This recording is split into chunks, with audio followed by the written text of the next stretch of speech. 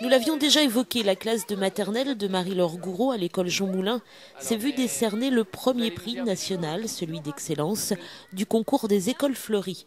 Un prix remis officiellement la semaine dernière par les responsables de ce concours, à savoir l'Office central de la coopération à l'école et la Fédération des délégués départementaux de l'éducation nationale.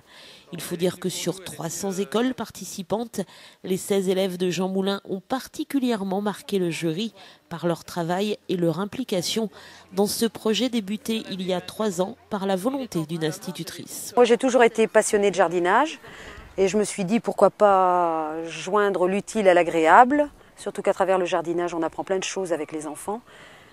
Donc je me suis dit, bon allez, on se lance. Donc on a commencé il y a 3 ans. La mairie a bien voulu labourer un bout de terrain à l'entrée de l'école. Et puis petit à petit, on s'est pris au jeu et les enfants aussi. Et puis ça marchait très très bien. Les enfants étaient très motivés et avaient beaucoup d'intérêt pour le jardinage. Les parents aussi nous ont suivis. Donc voilà, de fil en aiguille, nous voilà avec un prix national. Une très belle récompense saluée comme il se doit par l'inspecteur d'académie qui tient à encourager ce type d'initiative. Car si le jardinage n'est pas une discipline scolaire à proprement parler, il développe beaucoup de qualités. L'école doit bien sûr développer un certain nombre de compétences du socle commun de connaissances et de compétences. C'est-à-dire qu'effectivement tout ce qui concerne la biologie et les matières dites traditionnelles, mais aussi développer la solidarité, le respect du travail d'autrui, le goût de l'effort. Dieu sait si le jardinage, c'est bien patience, effort et récompense éventuellement si le temps le permet. Donc je crois qu'on est vraiment sur des compétences à la fois traditionnelles mais aussi de savoir-être et c'est important que dans le cadre de ce concours, l'éducation nationale puisse mettre en valeur ce type de participation. Quant aux jeunes enfants, ils se sont beaucoup intéressés à ce travail de longue haleine qu'ils nous racontent. On avait creusé et puis après on a mis des fleurs et puis après on a laissé pousser et on avait semé des graines, on a laissé pousser. Vous avez arrosé un petit peu ? Oui. Et est-ce que vous mettez des produits toxiques dessus ? Comment vous faites ? Les coccinelles viennent manger les pucerons.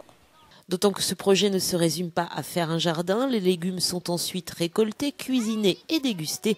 Et les enfants ont particulièrement apprécié certaines saveurs. Des salades, des radis, la soupe.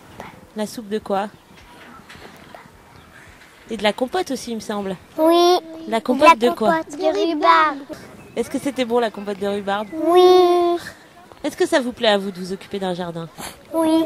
Pourquoi ça vous plaît ? Qu'est-ce qui vous plaît ? C'est bien de planter des fleurs. Et est-ce que depuis vous jardinez chez vous ?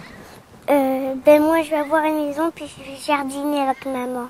Car outre le jardin potager, les élèves ont réalisé plus récemment un jardin d'agrément pour le plaisir des yeux. Ce prix d'excellence nationale est donc bien mérité pour cette classe de jardiniers en herbe qui pourrait donner des idées et servir d'impulsion à d'autres écoles. Sur le plan national, ça fait donc plusieurs années que la Vendée se distingue. Donc c'est pour ça que ça me paraissait important d'être à Paris récemment. Et puis là, je pense qu'on a également semé de petites graines sur d'autres écoles, puisque nous avons aujourd'hui également l'école de Némy qui a été récompensée sur le plan départemental et sur laquelle nous portons bien sûr tous nos espoirs pour l'avenir.